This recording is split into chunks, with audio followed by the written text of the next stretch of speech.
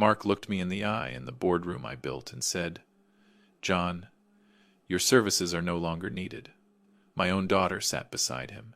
She did not say a word, just slid the papers toward me, and 3 months later, they learned why I walked out with a smile.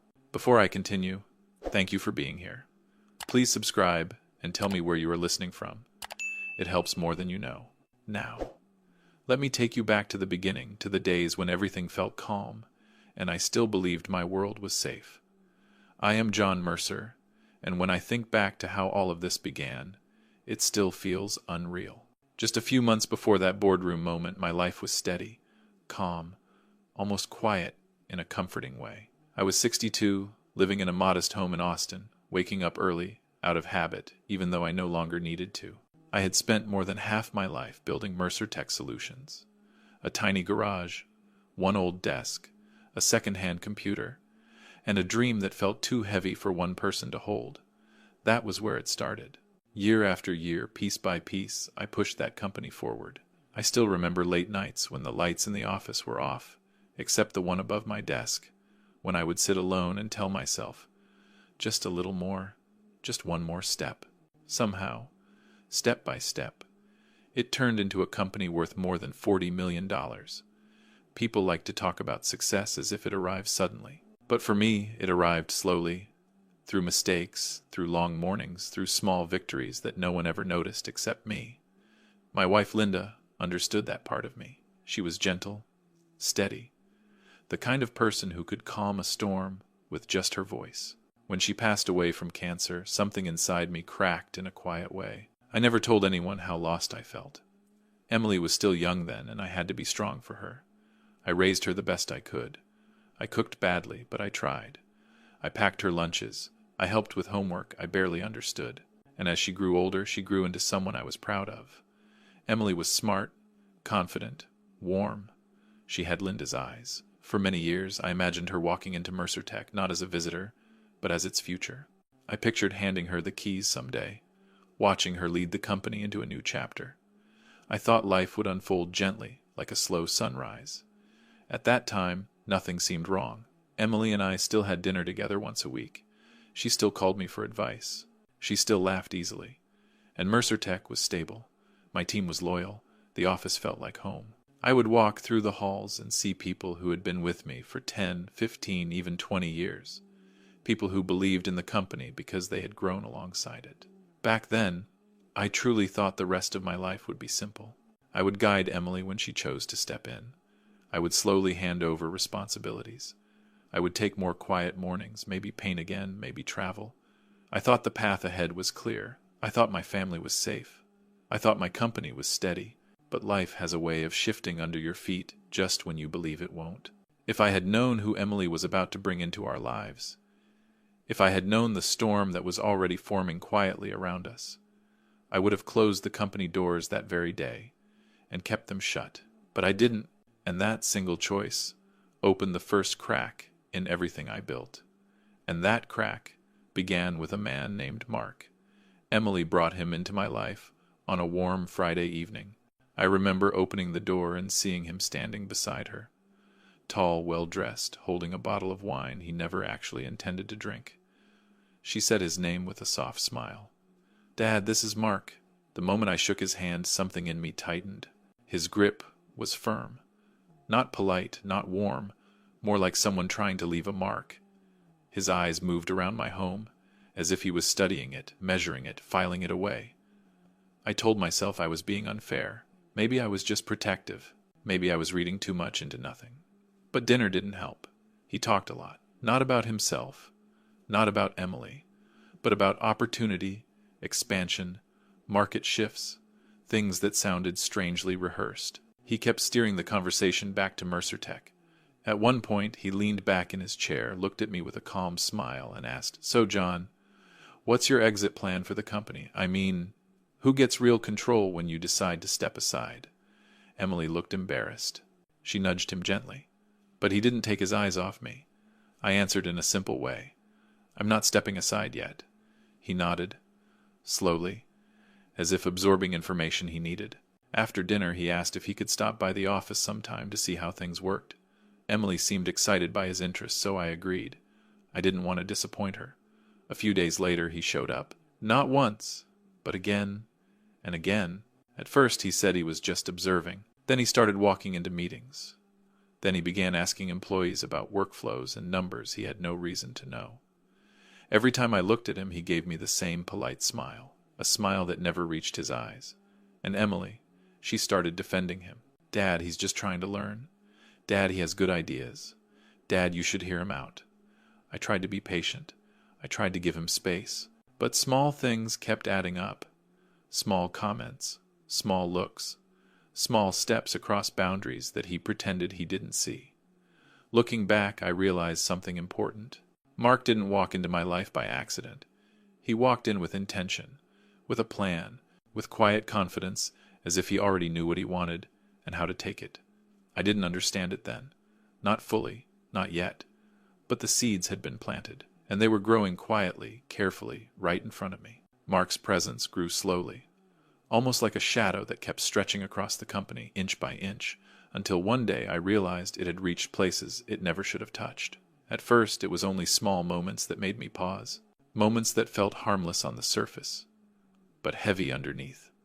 A comment, a gesture, a glance I couldn't quite explain, but those moments gathered. They formed patterns, and those patterns began to shift the ground beneath my feet. It started during meetings. We were in a planning session one morning talking about a new security update we had been working on for months. I was speaking, explaining a risk we needed to address, when Mark suddenly cut me off. I think what John is trying to say, he said with a gentle laugh, is that the old methods aren't enough anymore. We need new energy, new systems, something more modern. The room went quiet. Every face turned toward him. I waited for Emily to step in, to remind him it wasn't his place to speak. But she didn't. Instead, she smiled at him, proud, almost admiring. "Let him finish, Dad," she said softly. "Mark has a good point.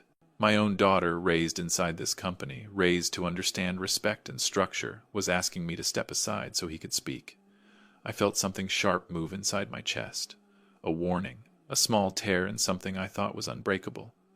But I stayed calm. I let him talk, and as he spoke, he leaned back with the relaxed confidence of someone who believed he belonged there, that he had earned that seat, that he had a right to guide my team. My team looked confused, but no one said anything. It didn't happen just once. It happened again and again. One afternoon, I walked into the operations room and found Mark giving instructions to our project managers. He stood at the whiteboard, drawing arrows and writing notes, as if he were a senior leader. No one corrected him. They all looked unsure, but Emily was standing beside him. That gave him weight. It gave him permission. I pulled her aside later. "Emily," I said quietly, "he can't make decisions here. He doesn't work for Mercer Tech." She sighed in a tired way, as if she had been waiting for this conversation. "Dad, you've been doing this for so long. Maybe you need help. Maybe Mark can take some pressure off you." Pressure, that word stung more than I expected. I looked at her expression, at the softness in her eyes that now carried a hint of distance I didn't recognize. "You think I can't handle the workload?" I asked. "I didn't say that," she whispered, but she didn't deny it either. And from that moment on, something shifted. Meetings started happening without me. Decisions were made without my approval. Documents were signed without my knowledge. I would walk past conference rooms and see Mark inside, pointing at charts, talking to partners, smiling in that smooth, polished way he always used when he wanted something. Every time he passed me in the hallway, he said the same thing, just trying to help John. But his eyes said something different. They said, "I'm already inside your world. You just don't know how deep I've gone." My staff people, who had been with me for 10, 15, even 20 years, began treating him like someone in leadership. They didn't know what else to do. Emily kept introducing him as someone who was supporting strategic planning. She said it lightly, casually, as if those words didn't carry power. But they did. One morning, the head of engineering came to my office and asked, should I send the new prototype files to Mark for review? I felt my heart drop. "Why would you do that?" He shrugged nervously. Emily said he was involved now. I sat there for a long moment, trying to understand how this was happening, how one man had walked into my company and in a matter of weeks slid into a position that took me decades to build. The answer came quietly, in whispers. from people who didn't realize their words were reaching me. One afternoon, 2 junior analysts passed my office door, speaking in low voices. "I guess he's like the new VP or something," one said. My chest tightened. The new VP. A title Mark had never been given, but one he was slowly becoming by assumption. And then came the words that truly cut. It was late. Most people had gone home. I was in the hallway, grabbing my coat, when I heard voices coming from the break room. Mark's voice. He didn't know I was there. He didn't know I could hear him. "John means well," he said with a soft laugh, "but he's old school. Slows everything down. He's dead weight. We need a faster structure if we want to grow. Dead weight." He said it so easily. And Emily, she laughed.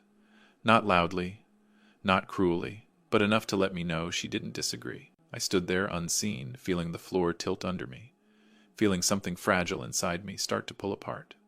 That night when I reached home, my hands shook slightly as I unlocked the door.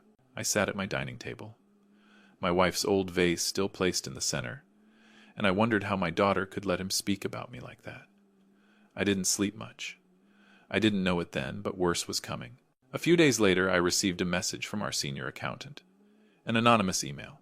The subject line was simple: "Please read." Inside the message were only a few sentences. "Mark is talking to Emily about restructuring voting rights. He wants her to push the board to change decision power. If this happens, you could lose control of Mercer Tech." I stared at the screen for a long time. In 25 years, I had never felt fear inside that company. But that night, I felt something close to fear. Not for myself, but for what my daughter was walking into. I tried to talk to her the next day. "Emily," I said softly, "are you planning to change voting rights?" She looked surprised at first, then defensive. "Dad, nothing is final. We're just exploring ideas." Ideas. Such a harmless word. But in business, ideas can open doors you can't close again. "Why didn't you tell me?" I asked quietly. "Because I knew you'd react like this," she said, her voice growing tense. "You don't trust my decisions." "I trust you," I whispered. "I don't trust him." Her face hardened. Just a little. And that small change told me everything. And then the final blow came. A full board meeting was scheduled for Thursday morning. I walked in expecting a routine quarterly review. But the moment I entered the room, I felt the air change. Emily and Mark sat beside each other at the front of the table. Mark had a laptop open, slides ready. He didn't look at me. He didn't need to. The board members looked uncomfortable. One of them avoided my eyes completely.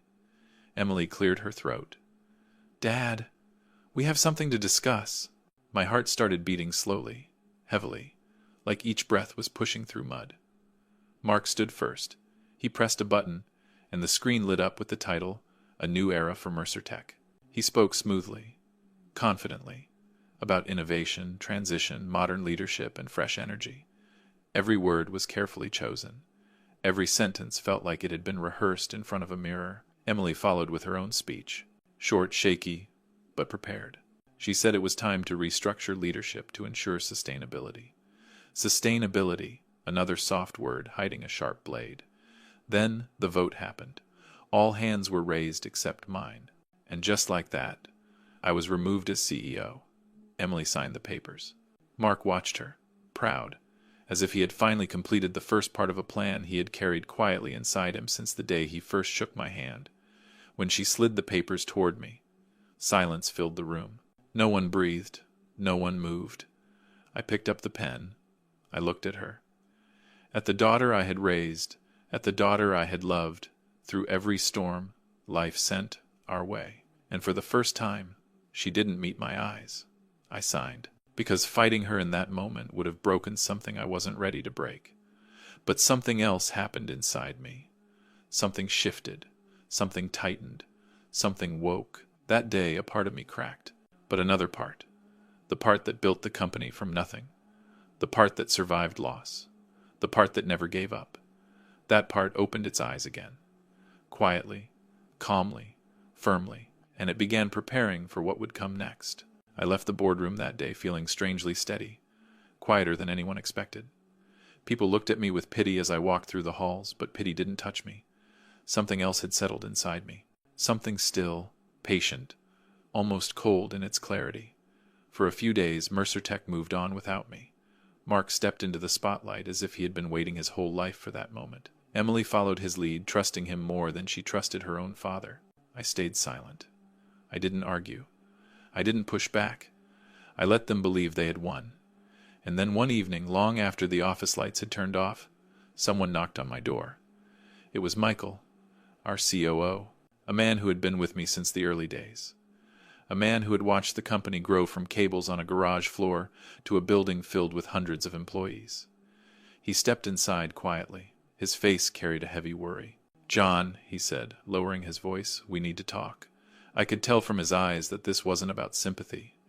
It was about danger. He sat across from me at the kitchen table, the same table where I once helped Emily with her high school essays. He placed a folder down between us, but didn't open it. "What I'm about to tell you," he whispered, "goes beyond company politics." I waited. My hands didn't shake. My voice stayed calm. He took a slow breath. "Mark and Emily are planning to sell Mercer Tech. A full buyout. They're already talking to outside investors. They plan to close it without you knowing." A slow, cold pulse moved through me. I didn't speak. Michael pushed the folder toward me.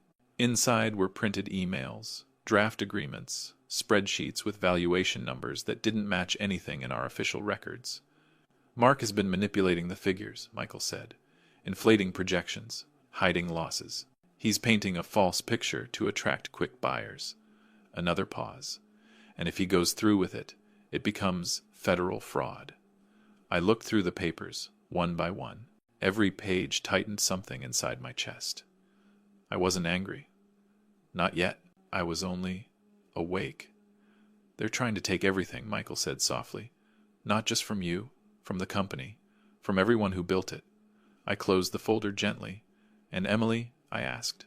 Michael lowered his head. "She believes him. She thinks this is the future." A long silence filled the room. The truth settled between us like a heavy weight.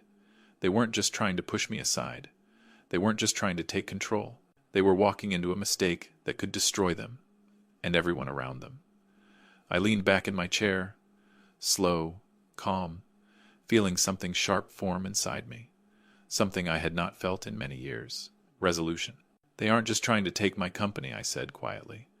"They're committing a federal crime." And in that moment, the path forward became clear. When Michael left my house that night, the door closed with a soft click, and silence settled around me. A different kind of silence. Not the silence of defeat, the silence of preparation. I sat there for a long moment, looking at the folder he had given me. Pages filled with plans I never approved, numbers Mark had twisted, promises he had made in my name. Emily's name was on some of those emails, too. Seeing it there felt like a small tear inside my chest. A quiet one, but deep. I didn't let myself dwell on it. I had learned something important in life. When a storm rises, it's better to move slowly, quietly, than to panic. So I did exactly that. The next morning I woke up early, made coffee, and called an old friend, a corporate lawyer I trusted. I didn't explain everything. I only said I need help. He didn't ask questions. He just said, "Come in." By afternoon, I had a legal team. By evening, I had financial investigators reviewing Mercer Tech's records. By midnight, the first pieces of evidence were already being gathered into organized folders. I told no one, not even Michael, not yet. And to everyone else, I acted like the hurt old father they expected me to be. I walked slower when I visited the office. I kept my head down.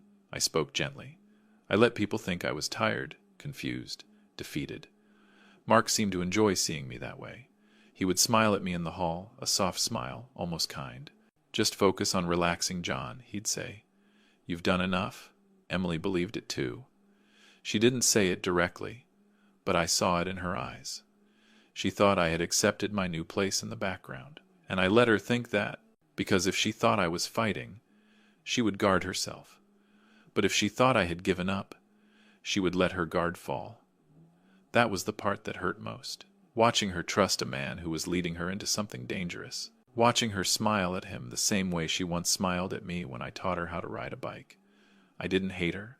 I didn't blame her. I simply understood that she couldn't see what he truly was. Not yet. Meanwhile, Mark grew careless. He started walking into executive meetings alone. He used my old office as if it belonged to him. He talked about future deals openly, without lowering his voice. He left documents on tables, half read, half signed, never imagining someone like me might glance at them. I noticed everything, but I stayed silent. Silence can be a powerful thing. When used with intention, it becomes a net, and slowly that net began to tighten around him. The investigators found more. Misreported numbers, hidden drafts, emails that should never have existed, valuations manipulated in ways that could never stand up to legal scrutiny. I read every page. I didn't rush. I let each detail settle inside me like pieces of a puzzle falling into place. While the investigators worked, I spent time at home sorting old memories.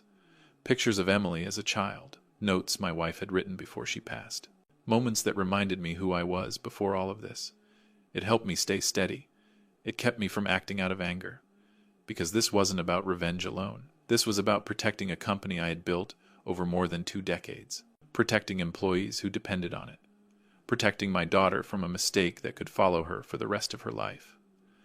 A few days later, the investigators handed me a final report. John, one of them, said softly, "This is enough to shut the sale down, and more." I thanked them, and closed the report carefully like something delicate. And that was when I remembered something Mark didn't know. He thought getting Emily on his side gave him control. He thought shifting titles and roles gave him power. He thought removing me from daily operations meant he owned Mercer Tech's future. But he had overlooked one simple truth. I still held 60% of the voting shares. I had never given them up. I had never planned to. They were locked under my name. Untouched, unchangeable, without my consent. And that meant one thing. No sale could happen without me. I sat alone in my living room that night, the lights dim, the air quiet, the report resting on my lap. Mark thought he was playing chess. He thought he was clever, subtle, strategic, but he had forgotten something important. I wasn't just another piece on the board. I was the one who built the board, every rule, every corner, every pathway. And now, the game was shifting. Quietly, calmly, deliberately. The pieces were moving into place. Not for his victory, but for the moment when everything he tried to take would slip straight through his fingers, right in front of the people he wanted to impress. They thought they understood the man they pushed aside.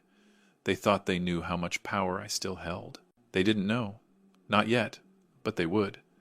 I walked into the sale day meeting at Mercer Tech with a calm I hadn't felt in months. It was strange, sitting there watching the room fill with people who believed they already knew how the day would end. The investors arrived, first shaking hands, smiling, talking about the new direction of the company. Mark and Emily moved around them as if they owned the place, as if everything was already signed, sealed, and set. I stayed in my chair, quiet, almost invisible. And that was fine. I wanted them comfortable. I wanted them sure of themselves. One of the investors glanced at me and asked politely, "And you are?" Mark answered before I could speak. "He's just here as a formality. We have full control now." I let the words settle. I watched them take their seats. I watched Mark straighten his tie, and Emily whisper something to him the way someone does when they think the world is finally bending in their favor. Then one of the senior investors leaned forward and asked the question that mattered. "Before we begin, do all shareholders agree to this sale?" And Mark didn't even hesitate. "Yes. We have full control." That was the moment I had been waiting for. I slid a folder onto the table. Slowly, softly, almost gentle. "Actually, no," I said. "You don't." The room shifted. A few chairs creaked. Emily's eyes narrowed. Mark's smile froze. I opened the folder and turned it toward the investors. Inside was the first piece, the one that would silence the entire room. "My 60% voting rights," I said. "Still active, still mine, and never signed away."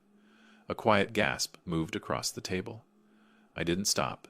Next, I laid out the documents, showing Mark's financial manipulation, hidden transfers, altered reports, quiet attempts to push the company into a corner so he could swoop in and save it. The numbers were clear. The trail was clean, and every line pointed back to him. Mark shifted in his seat, his voice cracking. "This is taken out of context." I cut him off. "Calm, even. There's more." I placed the printed emails in front of the investors. Secret negotiations, illegal arrangements, promises he had no right to make, deals he tried to complete behind my back. It took less than a minute for the investors to push their chairs away. "We cannot proceed with this," one of them said. "We're withdrawing immediately." The board members stared at Mark, their confidence dissolving inch by inch. He looked around the room as if someone might save him. No one did. Emily covered her face, tears slipping through her fingers. "It wasn't supposed to be like this," she whispered. I stood finally. Not angry, not loud, just steady. "You fired the wrong man." Silence hit the room like a slow wave. And then I used the rights they tried so hard to steal from me. With my majority vote, I removed Mark from every position he held. Effective immediately. No discussion. I suspended Emily. Full investigation pending. I could feel all the eyes in the room on me, but I didn't raise my voice. I didn't gloat. I just spoke the truth they had tried so hard to bury. That's all I said, quietly. "We're done here." As I walked out, I realized something. All the things they tried to take, all the pieces they fought to control, everything they tried to steal, slipped right through their fingers. When I stepped out of that meeting room, the air felt different, lighter, but also heavier in a way I couldn't explain. I knew the fallout would come fast, and it did. By the next morning, the legal team had already opened a full investigation into Mark's actions. Every document I revealed, every email he thought he had hidden, all of it became evidence. Mark tried to fight it at first. He sent messages insisting there had been a misunderstanding, but the truth was too clear, too complete. By the end of the week, he was facing formal charges for financial manipulation and unauthorized negotiations. And the shares Emily had given him, the ones she thought would secure their future, were taken back instantly. They didn't belong to him legally, and once the board reviewed the transfer, they voided it without hesitation. Emily didn't take it well. She had believed in him, or maybe she had believed in the version of him he wanted her to see. Either way, she watched everything around her collapse. Her own suspension came quietly. A simple email. 6 months with no access, no responsibility, no voice inside the company she once thought she could help shape. Their reputations fell even faster than the investigation moved. People who had once smiled at them in the hallway now avoided their eyes. Friends they had trusted stepped back. Invitations stopped. Messages went unanswered. The world around them grew small, tight, and cold. Mark was the first to disappear. He packed what he could and left the city. No goodbye. No explanation. Just silence. Some said he wanted to escape the embarrassment. Others thought he was trying to start over somewhere new. I didn't ask. I didn't need to know. Emily stayed.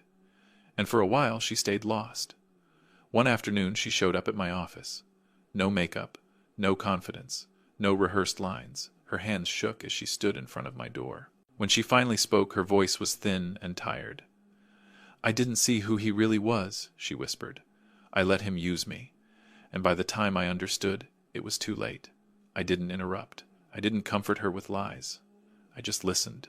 She cried for a long time, quiet, steady tears that carried more regret than anger. "I'm sorry," she said, "for everything I did to you." I let the words sit between us, soft, heavy.